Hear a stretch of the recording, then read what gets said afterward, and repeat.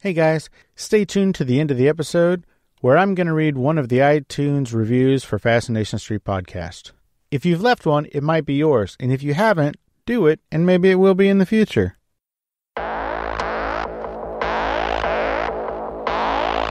I believe that everybody has a story, and I'm fascinated to hear them. So come with me as we take a walk down Fascination Street.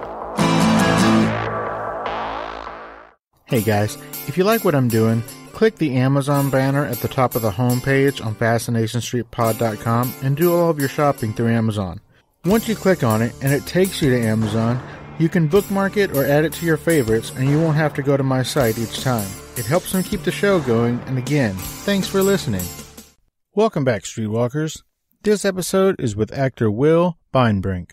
Will was kind enough to sit down and chat with me on the heels of the second weekend in a row that his film was #1 worldwide at the box office. I'm talking about It, Chapter 2. In this episode, we talk about where Will grew up and what got him into acting. We talk about why he chose Juilliard and what that experience was like. And finally, we talk about some of his projects. Of course, we talk about It, Chapter 2, and we talk about a few of his previous films, Carter in June, and Manhattan Nocturne. Plus, he gives us a little bit of detail on a film that he has coming out next year called Shepherd. So enjoy, folks. This is my conversation with Will Beinbrink. Yeah, talk to me, yeah.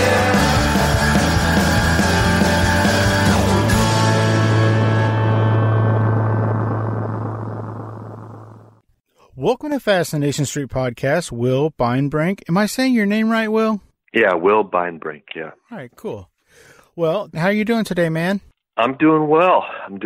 Just got back from being out of town, so it's been 2 months, close to 3 months being out of town, so I'm a little discombobulated, you know? I bet. And kind of like reorienting myself to being back. So I've been sleeping a lot today, resting. Good for you. Yeah, trying to take care of myself, which is such an important part of this experience. Being in the entertainment business is you have to find ways to really take care of yourself because, you know, people expect you to be superhuman and be able to do everything all the time. And there's so many unrealistic expectations in the world of entertainment. It's like if you're on tour and they're expecting every night you to just be like incredible and 100%, 120%. And, you know, in order to do that, you probably have to go home immediately after and rest, kind of a la, say, Kobe Bryant or somebody, you know what I mean, where it's like, or LeBron James, where everything is 100% dictated by what you're doing. And you go home and you ice in your ice baths and, you know what I mean? It's just like the amount of attention to self-care when someone's an artist or a sports athlete, I think, especially on the highest level, is pretty astronomical. Can I ask where you were? I mean, I know you were filming something. You don't have to say what that was, but how far away were you? Yeah, no, it's all good. It's been a series of trips. I went from Mexico City to Puerto Vallarta, 8 weeks Mexico City, 1 week Puerto Vallarta, and then came back. And then 2 days later, was in New Orleans for 2 days, and then came back. And then 3 days later, went to Savannah, Georgia, and was filming there.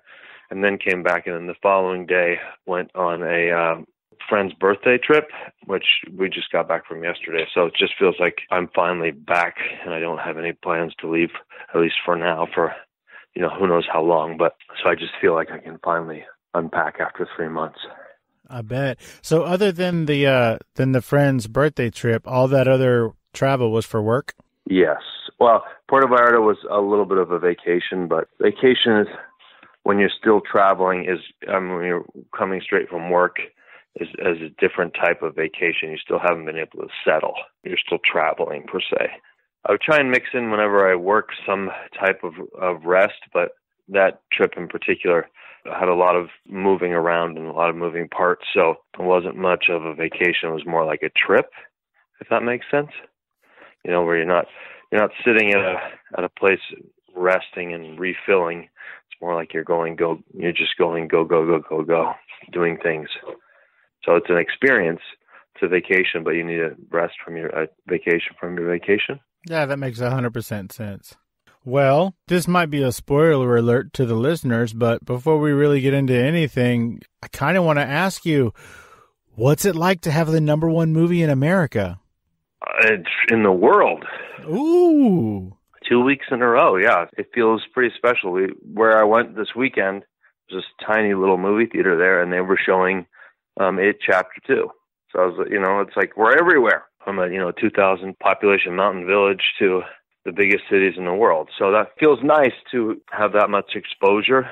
I feel like the film did a really great job of bringing what's on the page to life and honoring what Stephen King had created, and at some points even elevating it to making it a little bit more current. And I feel really proud of what I did in the film, and I feel really proud of being a part of it. So it feels nice. It feels really nice. Well, I don't know if I'm allowed to say this, but congratulations on that, man. That's a pretty big deal. Oh, thank you. Yeah. No, you're allowed to say that. We can celebrate, right? That's something I need to continue to be better at, is about celebrating the wins that we have, celebrating the things that are milestones in our life, whether it's as an artist or as a human being. So, yeah, I think my father instilled in me, they instilled a lot of discipline of working and being goal oriented. But I think this sense of celebration could have been more evident. Gotcha. So tell me about where you grew up. Yeah, I grew up my father was in the military, so we kind of lived all over the world. We lived in Italy and Korea.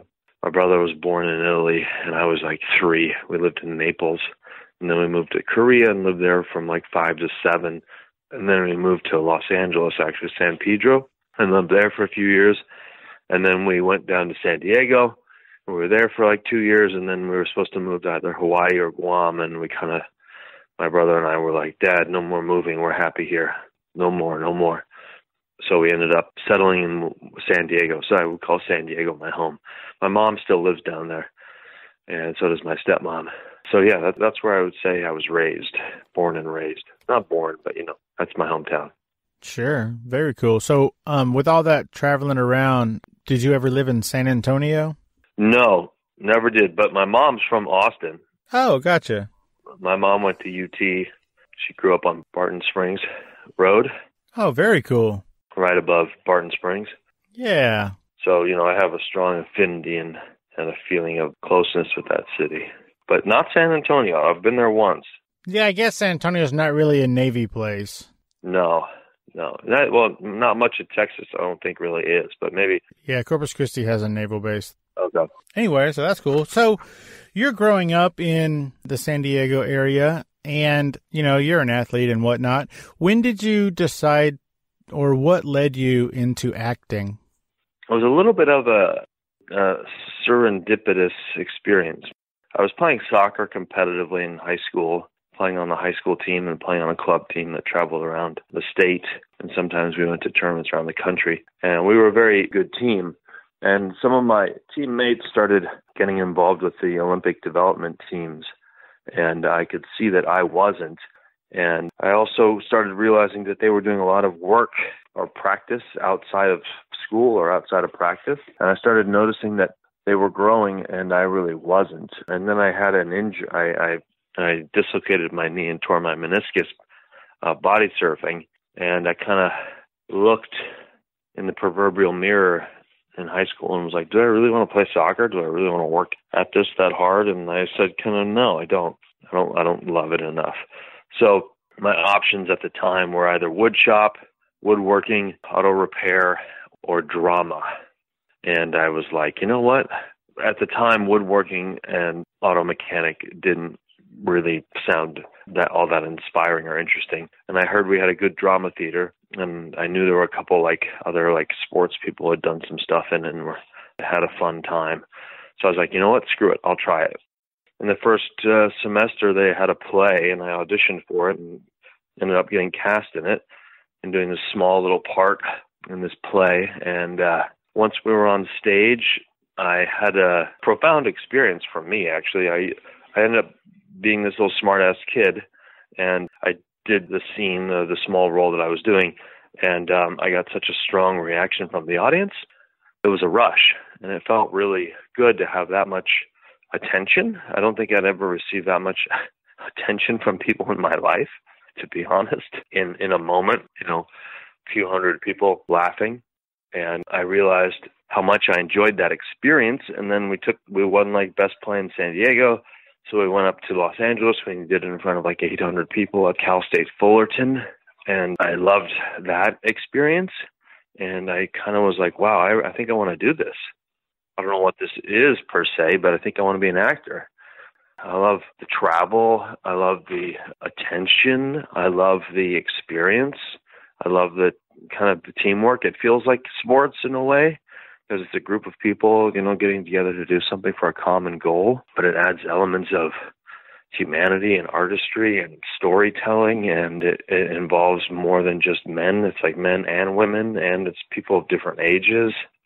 So it just felt like this is the ultimate sport. What did your parents want you to be when you grew up? I mean, your dad was a Navy guy for a while, so was there any pressure for you to join the military? No, my parents were very supportive. My mother was a graduate from a UT and majored in art.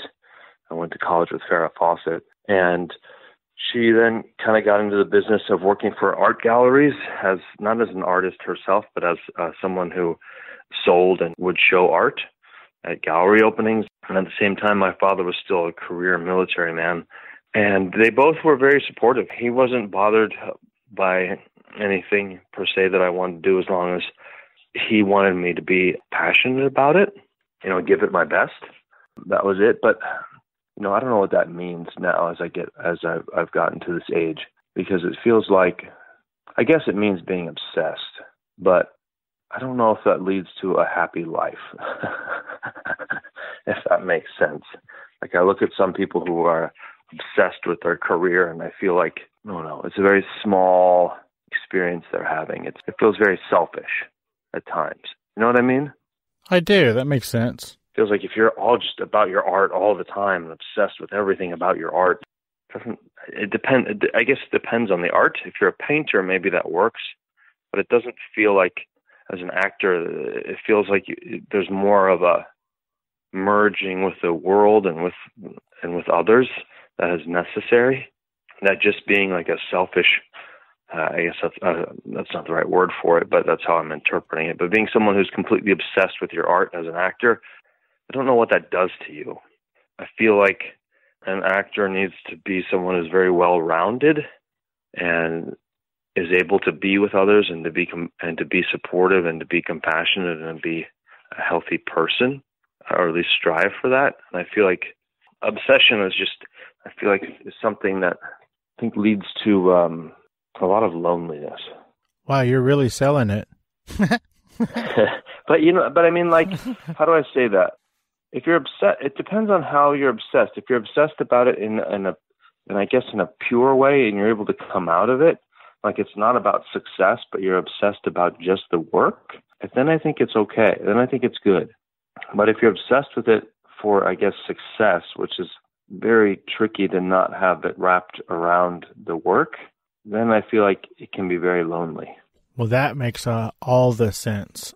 So when was the first time that, I don't want to say when's the first time you got paid to do it, but when's the first time that it clicked in your mind that this was going to be something that you could do as a career? Does that make sense? Like, not necessarily, I did it for fun in college or whatever, but right. When did you know that this was it? This was your passion?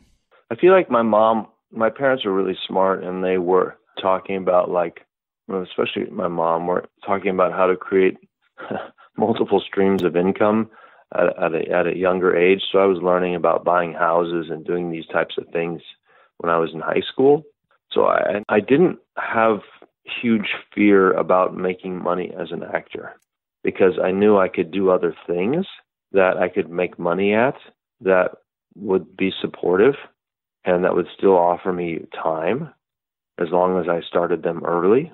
Right.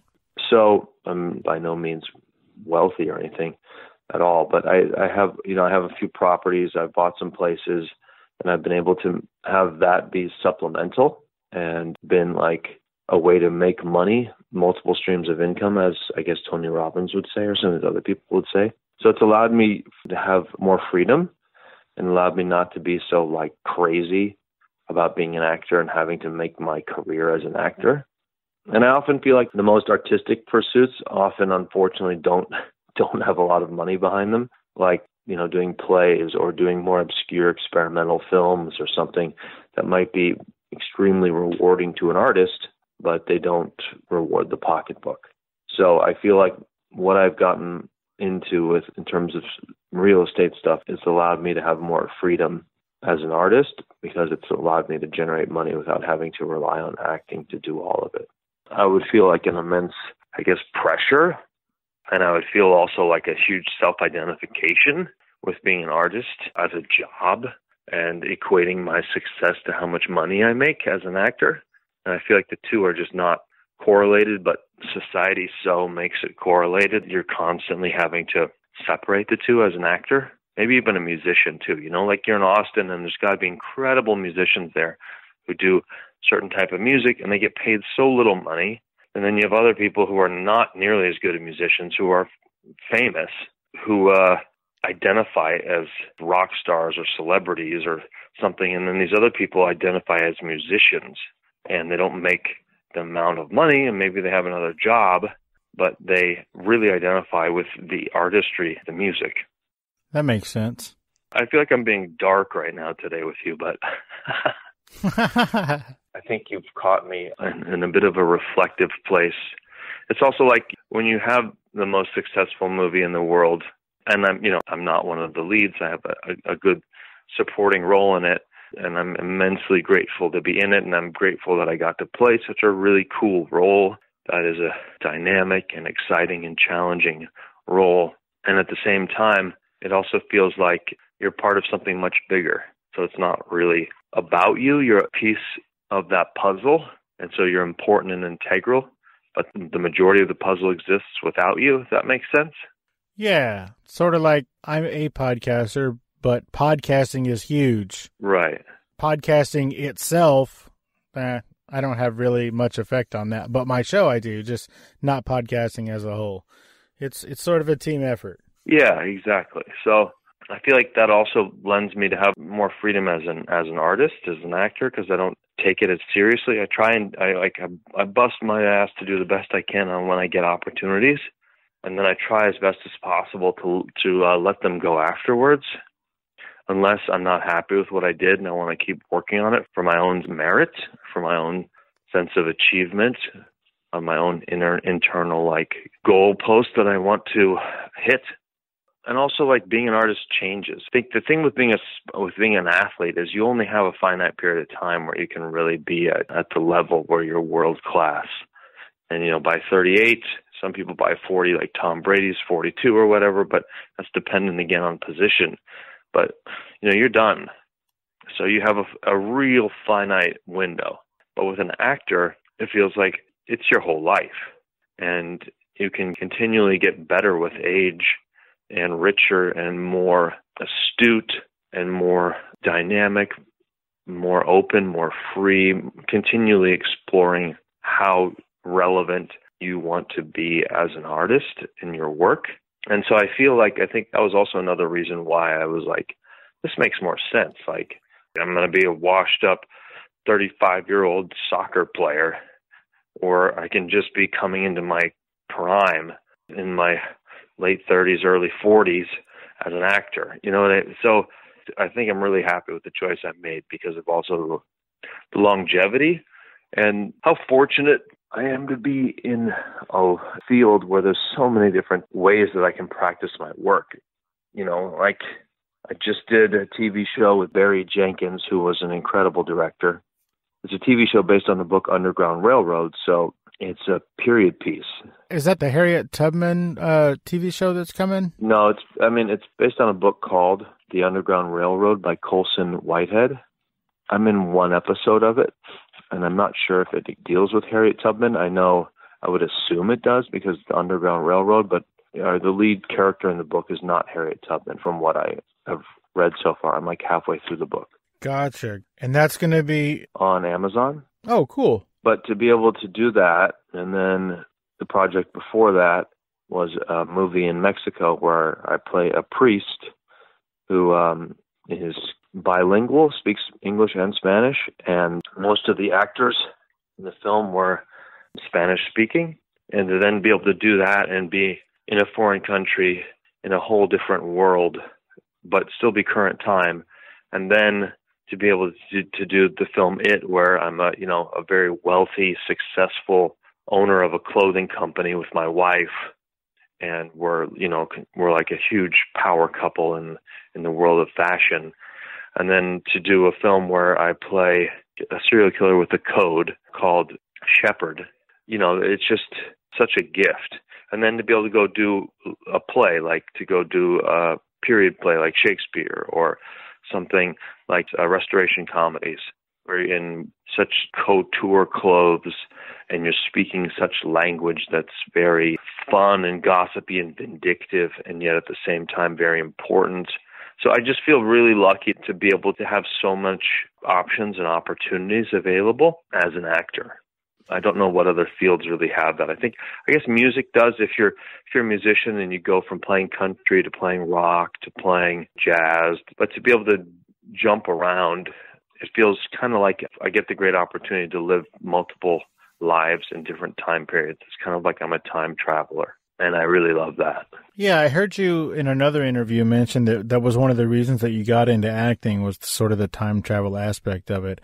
I'm glad to hear that that's still a part of the job that appeals to you. Yeah, I think at the end of the day, George Bernard Shaw has a great quote where he's like, I don't remember how it goes, I'm going to bastardize it, but basically it's like, on my deathbed, I want to have everything wrung out of me, all my creative energy. I want to have given it to the stories that I'm working on. And I feel like, for me, the ability to jump in time and jump in profession and jump in the type of thoughts that this person's having, I just really appreciate it. Versus if I was playing a doctor and all my roles were the same and I was just a doctor in every role. Like, imagine being an actor and you do the same role for the rest of your life. Yeah, it sounds terrible. I'd much rather, like you're saying, it's sort of like Quantum Leap, that TV show where you just popped into somebody else's life for a little bit and then moved on to the next one.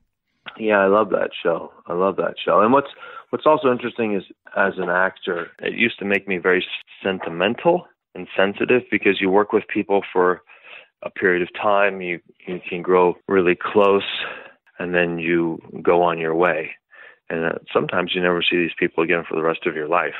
And yet some of these people you can feel like could be a very good friend of yours if circumstances were different. And so it's kind of this troubadour, vagabond type of lifestyle at times that can be challenging to cultivate real relationships. Yeah, it sort of goes back to that somewhat of a lonely lifestyle that we talked about at the beginning. Yeah, and also often what happens with other people too, as they become more and more successful, they feel less and less trusting of new people because they feel like new people want something from them. Right. Which is often the case. Right. So, it's like, how do you differentiate people who are genuine and who care about you just because of who you are, or are just wanting to, I don't want to say use you, that's not the right word, but wanting to get something from you, right, in a more direct and upfront way. So then it feels like as people become more and more successful, they become often more and more insular because they don't know who they can trust. Sure. And so it's tricky sometimes. As the world knows you more and more, you become more and more hidden or protective. Guarded, yeah. Yeah. So tell me about your time at Juilliard. Juilliard was a incredible experience. I think of it like a war. Like, we were there, all of us, my year, where there was 22 of us originally, and we graduated with 18. But we're a group that is there from like 9 in the morning till like 11 at night, Monday through Saturday, pretty much.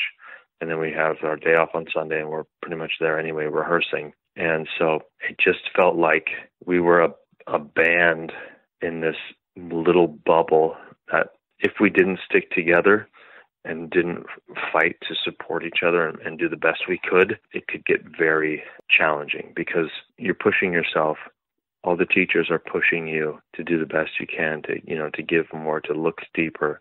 And you're in New York City, one of the greatest cities in the world, and you're at supposedly one of the greatest schools in the world for art. And that's something that I think a lot of us I felt really proud about being there, and I felt like this was a dream come true. Because once I realized that I wanted to do this, I looked up what were the hardest and best schools to go to, and for an undergrad, Juilliard was the best one. So I'd always set my sights on going to that school. So for me, it was a dream come true. It truly was like my first real, I'd say, dream that I had realized in my life. Really? Yeah, that I can remember going, I want to do this, and then I was doing that. And to be in, one of the greatest cities in the world in your 20s is just another gift in and of itself. Yeah, I bet. So I think that one of your classmates when you're at Juilliard was a lady that you just worked with on the #1 movie in the world, right? Yes. So what was it like to see Jessica Chastain again? And what was it like to work with her again after all those years? It was great. She is like the same, I feel like, in ways as she was in school. Extremely professional, extremely on the ball, very, very, very fast in terms of assimilating direction and taking notes and being able to immediately move them into her body and be able to deliver something that's right on point with what the director was intending. So she's an incredible artist who operates at such a high, fast level. She's like a Lamborghini, if that makes sense, in terms of how quick and fast she is with her ability to input information and the ability to then make it something really personal and then be able to live that. So I think, she's someone who's at the top of her game. I've known her for a long time, and she's a great human being, and she's really been championing women's rights and equal pay and all these beautiful things that I think are really important in this day and age, and yet she's still been able to keep her humility and her drive as an actor while still being a champion for women's rights. And so I very much look up to her as someone who I really admire for both what she's done as an actor and what she's done as a human being, helping change the conversation for women artists and women in general, and women, even sports players. She was helping with the Women's World Cup with the U.S. national team. So yeah, she's an incredible human being, one who's really like a force of nature, both when you're acting with her and when she's offset, changing the world for the better. Those are very sweet words that you said about her. But what I really meant was it like, hey, what's up? How have you been? And then y'all just partied on set and told stories about each other in college? No, it was very different because I was really nervous about like being able to be this person in this situation. So I was trying as much as possible to keep to myself so that I could not get, because I can very easily become friendly and playful and have a good time or goofy. And I just felt like if I do that, I'm going to not be able to hold this space of like deep anger and deep resentment and deep hurt that I needed for the character. Gotcha. So I was very much trying to just maintain that space. So it was not like that at all. And that was a lot of my doing because I feel like I needed to be able to have a huge amount of energy to move through that scene to make it real. And if I started hanging out and shooting the shit and talking, it would have dissipated that, which then would have made it hard for me to bring it back when I needed it. So I was kind of like almost like a battery, trying to keep my charge. Well, that's certainly understandable. That was a pretty serious, that was a serious movie, but it definitely wasn't, all fun and games and giggle. It wasn't a giggle fest on set, I'm sure. Yeah, no, not with that scene. Other things, yes, but with that scene, no. But again, my scenes were pretty much all like super intense. So yeah, it wasn't. For other people, there were times where it was a giggle fest. Hey, Streetwalkers, here's a word from our sponsors. let's get back into it. Tell me about Carter and June. Oh, it's a great film. It's a really, really fun film because we shot it in New Orleans in the dirty South, and I play a proverbial Southern, I would say quasi kind of redneck who is an addict, who was an addict, who went to AA, and in AA found God, and then bent the rules of AA to create his own religion and create his own church that then I could use to take advantage of the rules and be able to sleep with as many people as I wanted and do whatever I wanted. So sounds like a cult leader. Kind of, yeah, but not nearly as dark because Carter and June's a comedy. But in a way, yeah, I was trying to raise money from and stealing money from this husband of this woman that I was sleeping with, who was all married to this guy who was a police officer, and it's just like hijinks and mayhem ensue. But yeah, that's a really fun movie. But you should also look at this movie called Shepherd, which will be coming out in the next 6 months or year. It's a coming-of-age film about a kid who deals with foster care and befriends me, and then I help him in ways that he wouldn't ever have wanted, but it builds to a very close relationship that gets tested to the point where I'd say we both almost die. And I think that's a really strong film with a sense of, what's right, what's wrong, and when is it right to be wrong? And is it okay to be wrong if it's right? And, those types of questions that are hard to answer. Is that a period piece? Like, does it take place in, like, the 40s? No, it's a current film. Oh, okay. Interesting. Yeah, the other one I did that was period a few years ago was I Saw the Light, which is a biopic about Hank Williams. Oh, sweet. In that movie, I play Hank Williams' manager. I'm his manager at the Opry. I manage like all the different artists, but in this film, it's just mainly me dealing with Hank and all his drama. And we know there was tons of it. Oh, yeah. Oh, yeah. So, on Carter and June, did you work with, I think Timothy Omundson was in that movie? Yes, he is a character. Loved him. Now, how is he? How's he doing?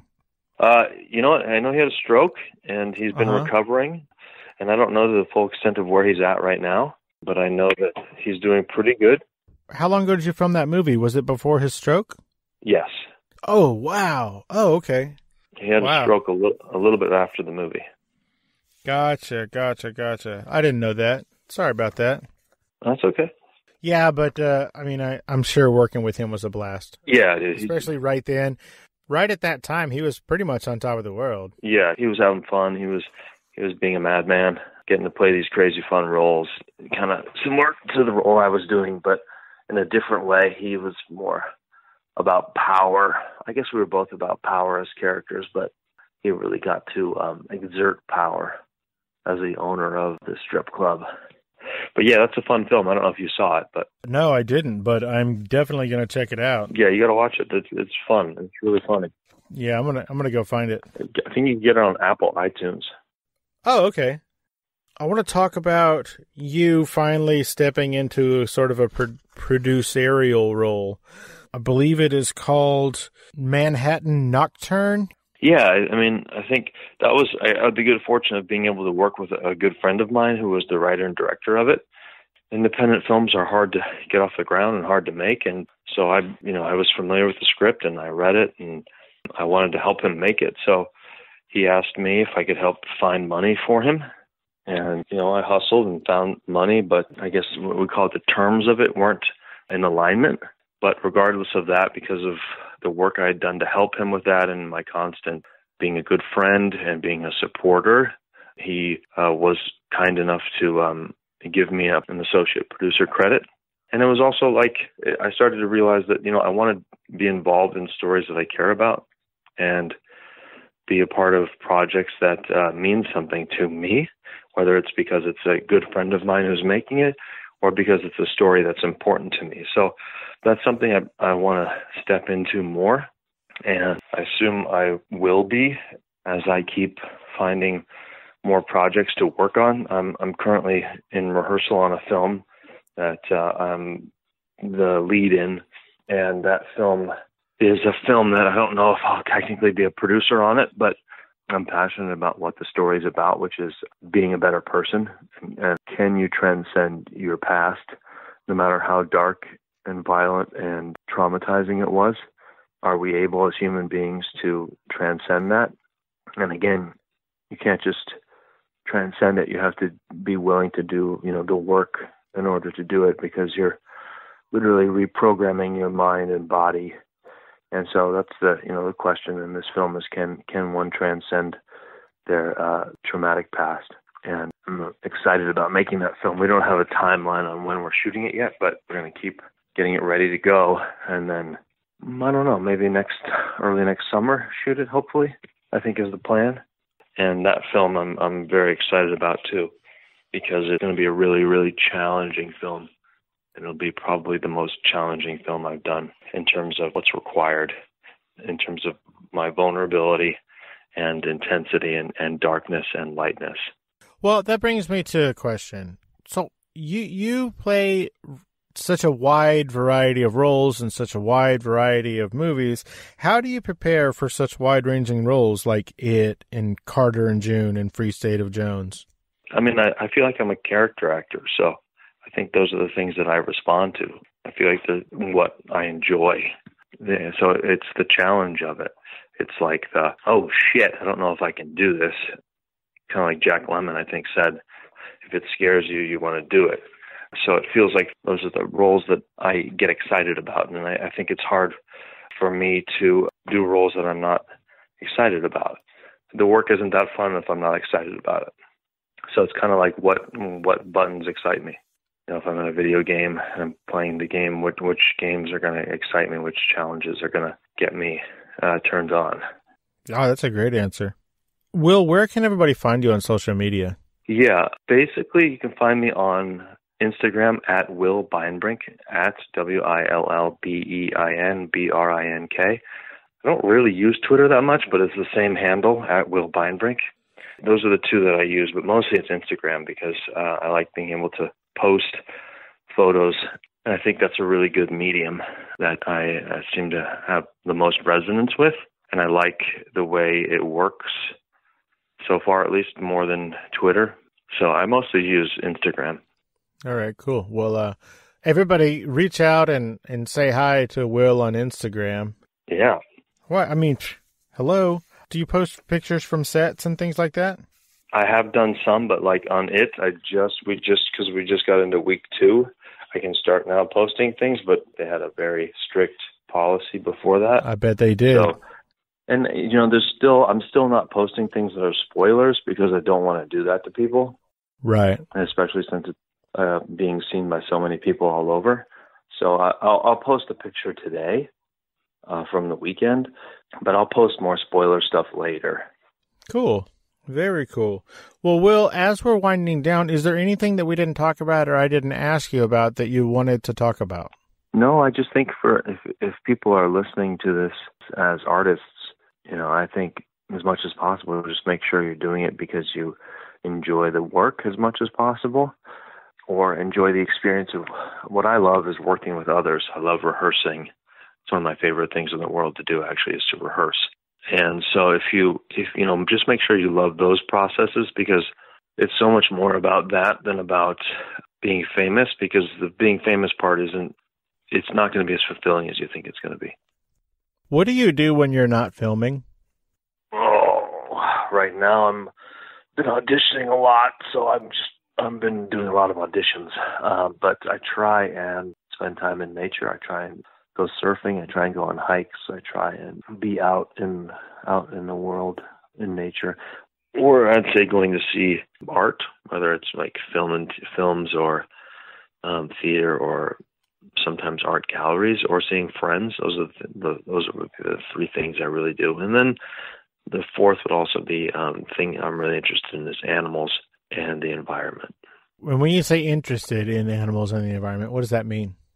Meaning, like, I think it's important, especially as, well, I've always felt a kinship with animals and with the environment. I think it's just part of who I am, that I respond to things of beauty. And to me, animals and nature are some of the most beautiful things that have been created in this world.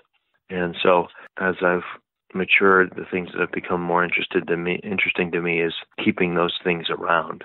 So making sure that all these different types of incredible animals are still here and will be here for generations to come, as well as our environment, from rainforests to the temperate forests in Alaska to these types of things. So to me, it's beauty that's free. It's beauty that's everywhere. So I want to protect that for humanity. Well, I think that is a wonderful note to go out on. Will, thank you so much for taking the time so that we can all find a little bit more about what makes you tick. Thank you again for hanging out on Fascination Street with us, man. I really appreciate it. Yeah, thanks, Steve. Man, it's been a pleasure to meet you. And, and every day is different. And today's a day where I'm in a peaceful, pensive mood. And so the answers came through that lens. But I think I didn't want to do a rah-rah podcast because at times I think those continue to create a fictitious myth around the world of being an artist. I think there's elements that it's good for people to know or to have an experience of so they can understand that there's a lot of layers to it, and there's a lot of commitment and a lot of continual growth and development that I feel like needs to be a part of one's bag of tools in order to keep developing and growing as an artist. And so that people hopefully hear this and say it's a journey of a lifetime, not something that's like get famous, make a lot of money and peace out. Well said. Well said indeed. Well, Will, I want you to have a great rest of your day. And, again, thank you for making the time, man. We had some difficulty at the beginning, but thank you for bearing with me. And we got it done, man. We got it done. And that's the most important thing, right? Absolutely. Now, if you feel like it, if you're up for it, next year when Shepherd comes out, come back on and we'll talk about that, man. Sure, sounds great. All righty. Well, you have a great rest of your day, man. You too, and enjoy Austin, and go get in Barton Springs for me, all right? Will do, man. Okay. Thanks, Will. You got it. Bye. Bye-bye. This is an iTunes review for Fascination Street Podcast.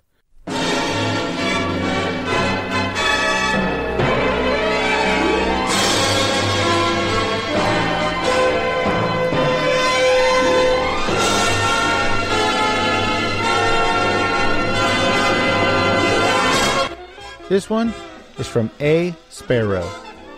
Fascinating. Steve really does find truly fascinating people with great stories that are facilitated by excellent questions. There are stories I didn't even know I was interested in until listening to his podcast, and I've furthered my scope because of it. I can't stress enough that there is something for everyone to relate to or enjoy by listening to FSP. Thanks, A. Sparrow. And for those of you who don't know, A. Sparrow is a previous guest. Her name is Angela Modifica. And I don't even know if she knows this. Her episode of Fascination Street Podcast is one of the most downloaded episodes in the history of my show. She did a great job on it. Everybody loves that particular episode. I get comments on it all the time. And it's shared more often than I even thought possible. So those of you listening who haven't checked out that episode, give it a shot. Angie is a luthier in Connecticut. That means she makes and repairs guitars. How crazy is that? And she's got some really cool stories too. So go back and check out that episode. That was a 5-star iTunes review for Fascination Street Podcast. Rate and review Fascination Street Podcast on iTunes, and maybe next week I'll read your review.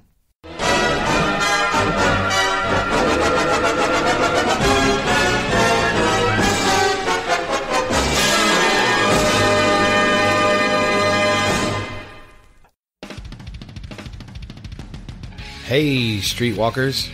Well, you're not literally streetwalkers, but now that I've got your attention, I am Stephen O'Reilly, and I have a podcast called The Bar Star Podcast.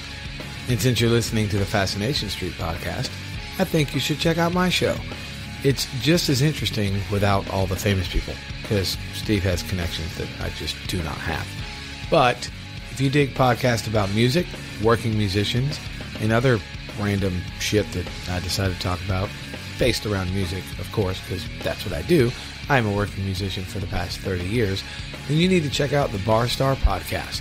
You can get it wherever you get your podcast, on any platform, and make sure you check out barstarpodcast.com.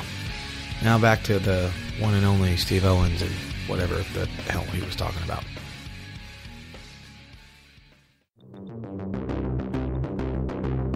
As always, thanks for listening, Streetwalkers. And don't forget, follow the show on Twitter at FascinationSTPD, on Instagram at Fascination Street Pod. Follow the podcast page on Facebook at Fascination Street Podcast. And of course, you can always email me at fascinationstreetpod@gmail.com. And if you haven't already, don't forget to hit the like and subscribe button and rate us on iTunes.